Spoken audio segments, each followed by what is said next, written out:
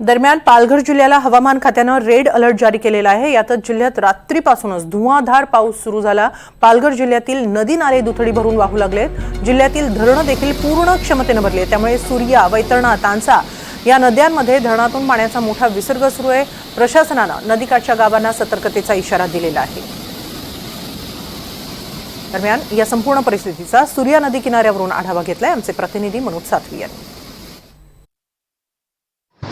पालघर जिल्ह्याला हवामान खात्याने रेड अलर्ट जारी केलेला आहे। आज आणि उद्या दोन्ही दिवस रेड अलर्ट असणार आहे आणि त्या पार्श्वभूमीवर रात्रीपासूनच मुसळधार पाऊस जिल्ह्यात सुरू आहे। ग्रामीण भाग असेल किंवा शहरी भाग मोठ्या प्रमाणात पाऊस पडतोय। त्यामुळे पालघर जिल्ह्यातली जी धरणं आहेत ती ओसंडून वाहू लागलेली आहेत।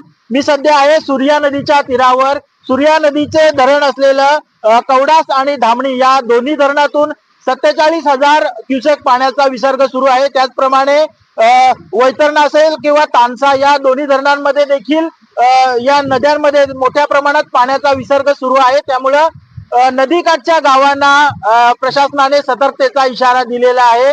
नागरिकांनी काळजी घ्यावी आणि नदीकाठी जाऊ नये अशा प्रकारच्या सूचना दिलेल्या आहेत आणि या सूचनांचं पालन करावे जेणेकरून कोणत्याही प्रकारची जीवितहानी होणार नाही।